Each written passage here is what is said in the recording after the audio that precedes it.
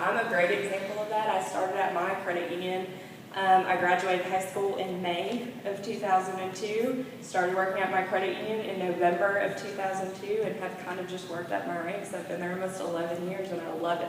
And I'm not leaving, I'm not doing anything else. So I think it's get them young and keep them. And finding as many of those stories to tell people of our age and giving them the decision-making power, but to explain, look, this is what we do on a functional level, but on a much higher level, we're working with this group, that group, the other group.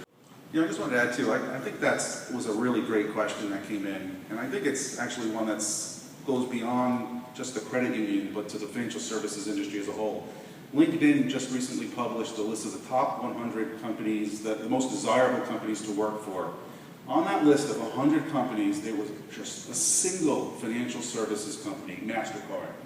So no banks, not surprisingly, but no, just a single financial services company. Now, for younger people getting into the job market and want to make a difference, make an impact in the world, how could helping people better their financial lives and make smart financial decisions not be real impactful? I think the problem is we've got to figure out a way to make banking sexy again, if ever it was, but somehow become more of an attractor.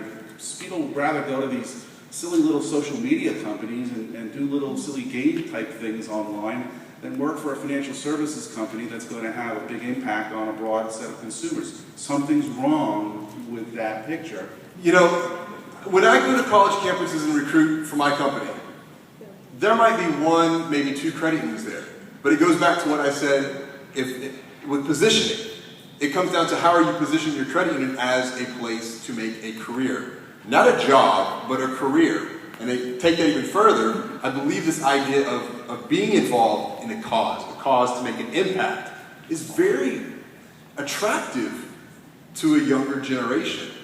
But it comes down to how are you positioning that to recruit and, more importantly, retain. The thing too is that finding those young folks that want those opportunities is not the responsibility of the recruiters. It's not HR's responsibility. It is every square in the org chart getting into the community and saying, how can I find my successor? How can I find my replacement? How can I find the person whose butt is going to sit in this seat so my butt can go somewhere else?